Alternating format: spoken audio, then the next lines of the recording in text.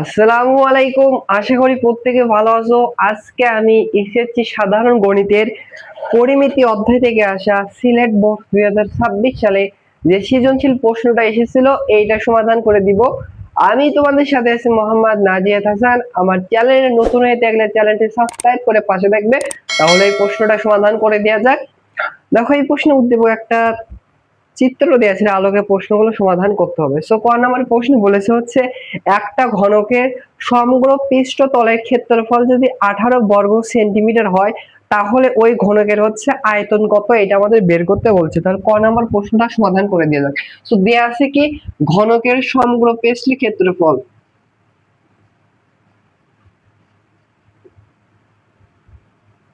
আমি dot dot দিলাম সমগ্র পেস্টের ক্ষেত্রফল।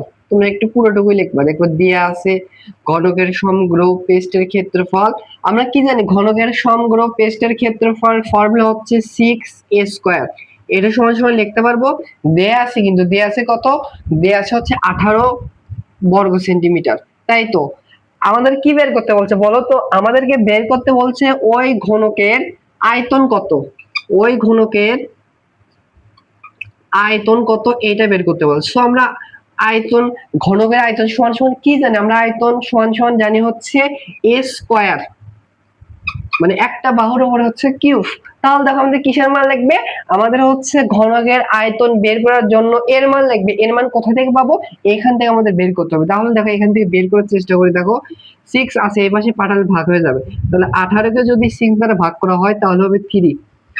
অতএব এর মান কত হবে, স্কয়ার আছে এই পাশে পাঠালে √3 হবে। এর মান পাইলাম √3। এখন এর মান এখানে বসিয়ে দিলে আমাদের অ্যানসারটা চলে আসবে। তাহলে হচ্ছে এর মান কত, √3 এখানে বসালাম। এরপর হচ্ছে কিউব, √কিউব মেন্স হচ্ছে √3 কিউব মেন্স হচ্ছে হবে 3√3। এককটা আসবে হচ্ছে সেন্টিমিটার কিউব, সেন্টিমিটার কিউব। এইটা হচ্ছে এই প্রশ্নের অ্যানসার। আশা করি বুঝতে পারছো। এবার খ নাম্বার প্রশ্নটা সমাধান করে দেওয়া যাক। দেখো খ নাম্বার প্রশ্নে বলেছে হচ্ছে বিএফডি বৃত্তচাপের কত দৈর্ঘ্য হতে, এটা আমাদের নির্ণয় করতে বলছে। সো দেখো চিত্রে দেখো বিএফডি কতটুকু, বিএফডি সো এইটুকু যে চাপ উৎপন্ন করছে বৃত্তগণের, এইটুকু যে চাপ রয়েছে এর চাপের দৈর্ঘ্য কত এটা আমাদের বের করতে বলছে, তাই না। তাহলে তোমাদের একটা কাজ করতে পারি বোঝার সুবিধার্থে, এ বি ডি এটা একটা বৃত্তের চাপ, এখানে একটু অঙ্কন করে দেখো।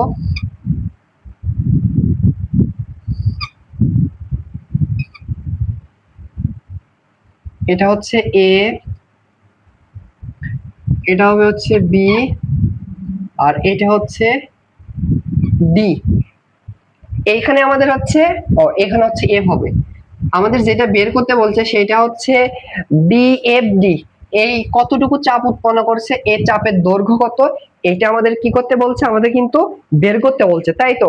তাহলে একটা জিনিস খেয়াল করো, আমাদের এই চাপের দৈর্ঘ্য বের করতে হবে। আমরা জানি হচ্ছে বৃত্তগলার চাপের ফর্মুলা হচ্ছে অতএব বি এফ ডি, চাপের দৈর্ঘ্যের ফর্মুলা হচ্ছে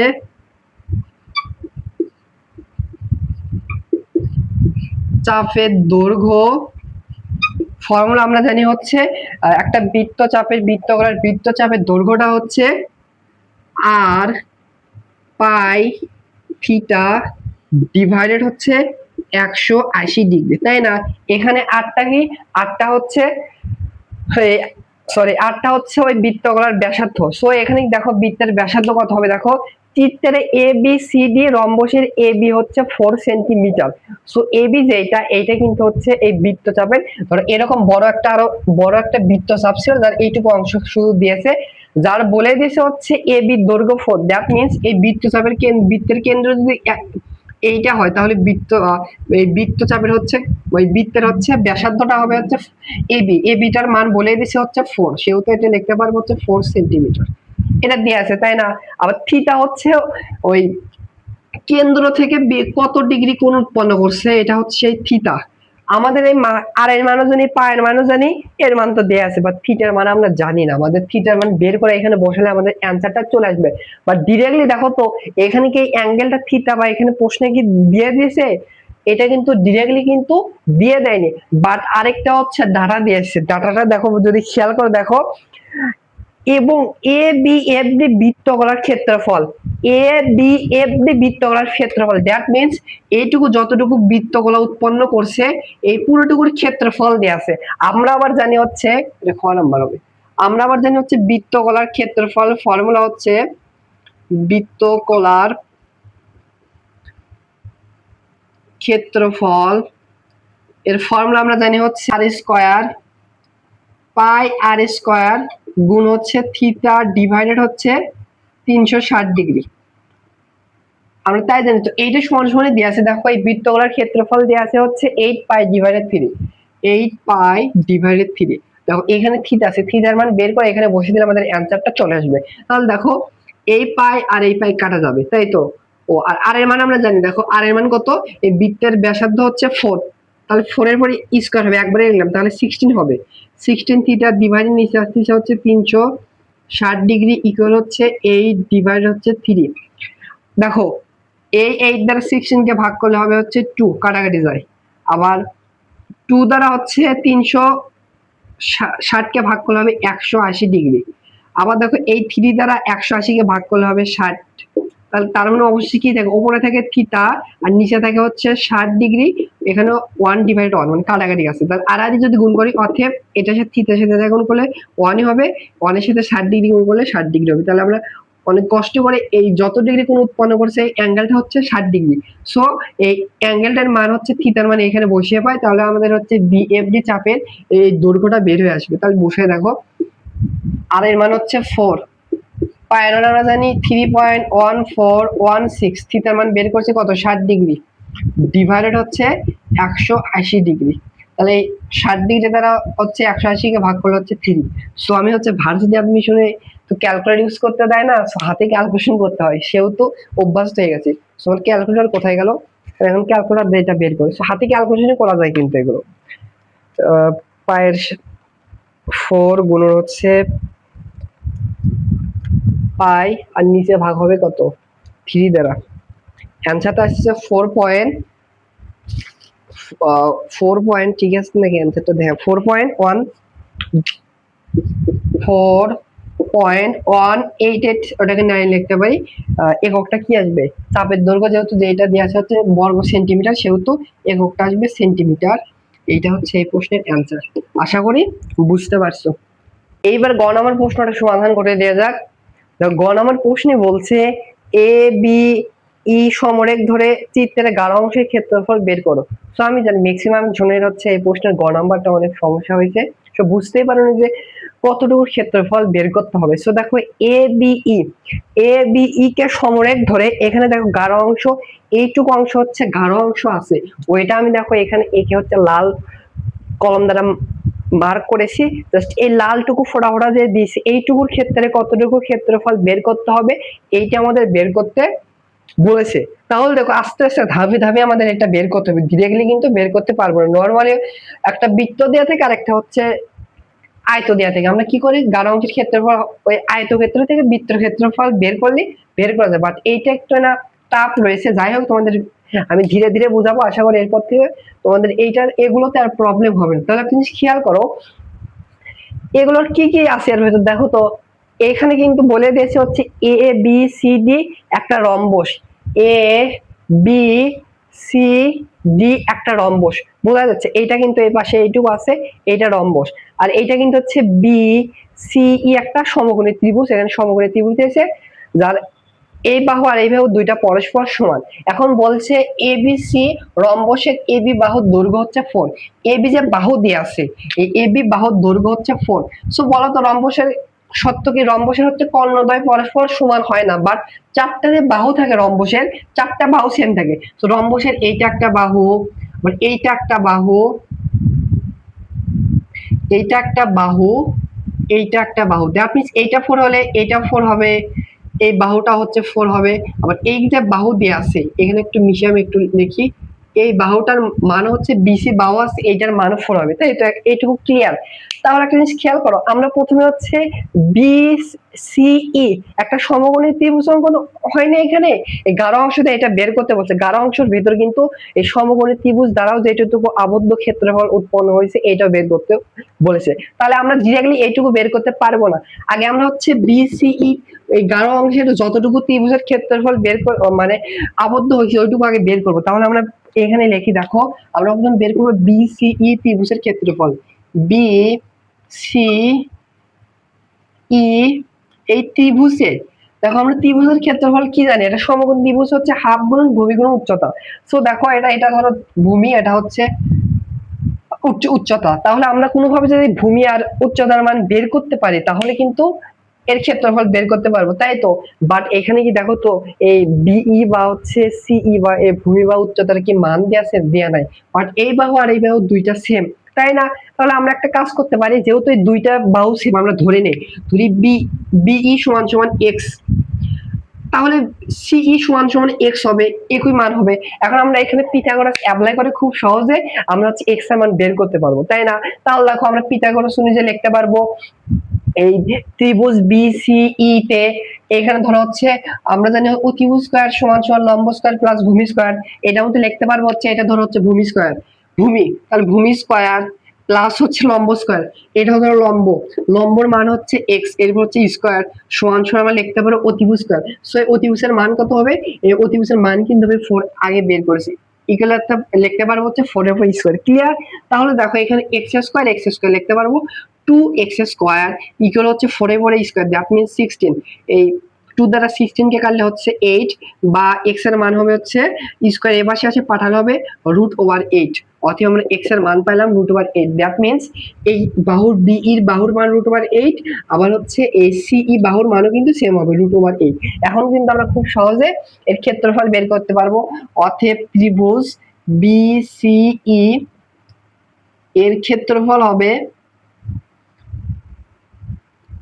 হাফ গুণন ভূমি গুণন উচ্চতা, হাফ গুণন ধরো ভূমি হচ্ছে এইটাই, ভূমির মান হচ্ছে √8 হবে, গুণ হচ্ছে উচ্চতা ধরো এইটা, এটার মান হচ্ছে √8 হবে। তাহলে এখানে ক্যালকুলেশন করলে দেখো হাফ গুণন √8, দ্যাট মিন্স জাস্ট 8 হবে।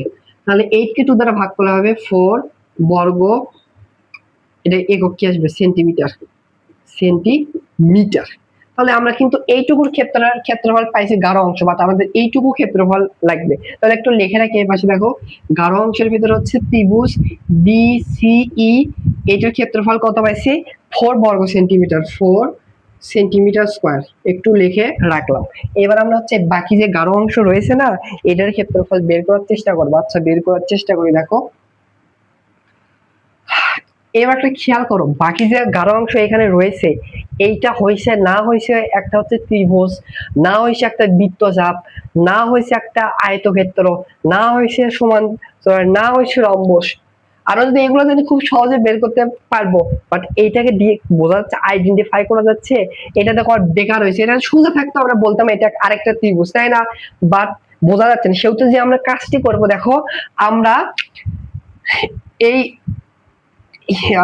এসি একটা হচ্ছে রম্বসের এ বি সি ডি তে হচ্ছে এসি একটা হচ্ছে কর্ণ, আরেকটা কর্ণ, তাহলে কি হবে? বিডি কিন্তু হবে হচ্ছে আরেকটা কর্ণ। একটু মনে হাত দেখাচ্ছি, একটু বাঁকা হয়েছে, যাই হোক, বিডি ধরো হচ্ছে আরেকটা কর্ণ, তাই না?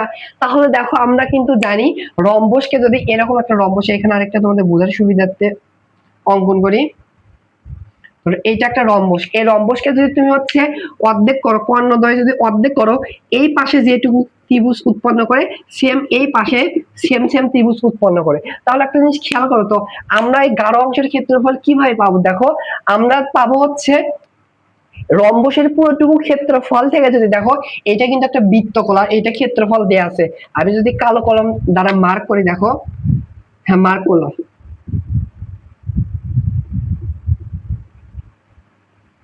এইটা কিন্তু হচ্ছে বৃত্তকলা ক্ষেত্রফল তৈরি করছে। এইটার মান কিন্তু দেয়া আছে, দেখো এটা দেয়া আছে হচ্ছে বৃত্তগোলার ক্ষেত্রফল 8π/3। আমরা যদি এই পুরোটুকু রম্বসের ক্ষেত্রফল থেকে যদি বৃত্তগোলার ক্ষেত্রফল বাদ দেই তাহলে আমাদের কাঙ্ক্ষিত এইটুকু গাঢ় অংশের ক্ষেত্রফল পাবো।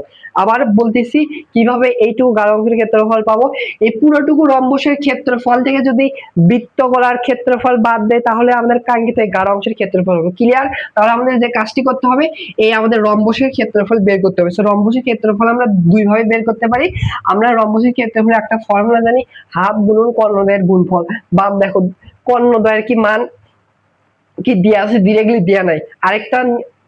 আরেকভাবে বের করতে পারবো, ওইটা হচ্ছে এখানে কিন্তু একটা ত্রিভুজ তৈরি করে, এখানে একটা ত্রিভুজ করে, তাহলে এ বি সি রম্বসের ক্ষেত্রফল হবে দুইটা ত্রিভুজের ক্ষেত্রফলের সেম। এখন দেখো ত্রিভুজের ক্ষেত্রফল, আমরা এই ত্রিভুজ নিয়ে কাজ করি। দেখো এ বি ডি, এটা তোমাদের বোঝার সুবিধার্থে এখানে একটা অঙ্কন করি। এই এ বি ডি এই ত্রিভুজটা আমি একটু এখানে অঙ্কন করি। দেখো মোটামুটি এরকমই এই ত্রিভুজ, এটা হচ্ছে এ, এটা হচ্ছে বি, আর হচ্ছে ডি, এটা হচ্ছে বি আর এটা হচ্ছে ডি। এখন এই বাহুর মান কত, এই এ বির বাহুর মান কিন্তু হচ্ছে 4 হবে। আবার দেখো এইটা কি, এটা আমরা জানি না, এই বাহুর মান জানি না, সমস্যা নাই, বাট এই বাহুর কিন্তু আমার মান জানি, এই বিডির বাহুর মানও কিন্তু রম্বসের বাহুর দৈর্ঘ্য যেহেতু এটা 4 হবে, তাই না? একটা জিনিস খেয়াল করো, আর এই মধ্যবর্তী কোণ কত, আমরা কিন্তু হচ্ছে এটা খ হতে বের করেছি, এই মধ্যবর্তী কোণ কিন্তু 60 ডিগ্রি, এটা কিন্তু আমরা খ হতে বের করেছি, তাই না? এখন আমরা কি এই ত্রিভুজের ক্ষেত্রফল বের করতে পারবো না বলো? আমরা জানি যদি দুইটা বাহুর অন্তর্ভুক্ত একটা কোণ দেয়া থাকে, ওই ত্রিভুজের ক্ষেত্রফল হচ্ছে হাফ গুণন বাহুদ্বয়ের গুণফল গুণ হচ্ছে সাইন থিটা, তাই না বলো? তাহলে আমরা এ বি সি ডি রম্বসের ক্ষেত্রফল কিভাবে লিখতে পারবো? অতএব লিখতে পারবো এ বি সি ডি রম্বসের ক্ষেত্রফল হবে, ক্ষেত্রফল হচ্ছে আমরা লিখতে পারবো না বলো, ত্রিভুজ এই ডাবল যেটা, এই ত্রিভুজের ক্ষেত্রফল যা হবে এইটুকুর ক্ষেত্রফল তা হবে। আবার এই পুরোটুকু মিলে কিন্তু রম্বসের ক্ষেত্রফল লিখতে পারবো হচ্ছে ত্রিভুজ এ বি ডি এর ক্ষেত্রফল 2 গুণ, তাহলে লিখতে পারবো 2 গুণন হচ্ছে ত্রিভুজ এ বি ডি এর ক্ষেত্রফল। পারবো তো? আমি কিন্তু ডিটেলস ভাবে তোমাদের বুঝাচ্ছি। তাহলে দেখো এই ত্রিভুজের ক্ষেত্রফল কি হবে, 2 আছে থাক, এই ত্রিভুজের ক্ষেত্রফল হবে দুইটা বাহুর যদি দেয়া থেকে অন্তর্গত কোণ দেয়া থেকে, ওইটার ফর্মুলা হচ্ছে হাফ গুণন বাহুদ্বয়ের গুণফল, মানে 4 গুণন 4 হবে, 4 গুণন অন্তর্ভুক্ত কোণের সাইন হবে, সাইন থিটা, মানে সাইন এখানে হবে 60 ডিগ্রি। দেখো এখন কি বের করতে পারবে না, এই 2 আর এই 2 কাটা, এখানে হবে কত 16 গুণন হচ্ছে সাইন 60 ডিগ্রি মান হচ্ছে √3 / 2, 2 দ্বারা 16 গেলে 8, দ্যাট মিনস আমরা রম্বসের ক্ষেত্রফল পেলাম হচ্ছে 8√3। তাহলে কিন্তু আমাদের পুরোটুকু রম্বসের ক্ষেত্রফল পাইছি হচ্ছে 8√3, বাট আমাদের পুরোটুকু ক্ষেত্রফল লাগবে না, আমাদের এই মার্কিত ক্ষেত্রফল লাগবে। দ্যাট মিনস গাঢ় অংশের ক্ষেত্রফল, এটা হলো গাঢ় অংশ হচ্ছে, দেখো বি এফ ডি সি, বা এইভাবে চিন্তা করা যায়, বি সি ডি এফ গাঢ় অংশের ক্ষেত্রফল হবে। এই পুরোটুকু রম্বসের ক্ষেত্রফল থেকে বৃত্তগুলোর ক্ষেত্রফল বাদ দিব। তাহলে একটু মিশিয়ে দেখো, রম্বসের ক্ষেত্রফল কত পেলাম, 8√3, এটা লিখে রাখি 8√3, এগুলো এখন মিশিয়ে দেই। অতএব গাঢ় হচ্ছে বি সি ডি এফ এর ক্ষেত্রফল হবে বি সি ডি এফ এর ক্ষেত্রফলটা হবে হচ্ছে এই রম্বসের ক্ষেত্রফল থেকে, এই রম্বসের ক্ষেত্রফল কোনটা 8√3, এইখান থেকে বাদ দিব হচ্ছে এই বৃত্তকলা দ্বারা যতটুকু ক্ষেত্রফল উৎপন্ন হয়েছে এটার মান দিয়ে আছে, বৃত্তকলার হচ্ছে ক্ষেত্রফল হচ্ছে 8π/3। তাহলে কত হবে দেখো, তাহলে হচ্ছে আমি ক্যালকুলেটরের সাহায্যে হিসাব করি, 8√3 মাইনাস হচ্ছে 8π/3, তাহলে যেটা আসতেছে 5.47 এটা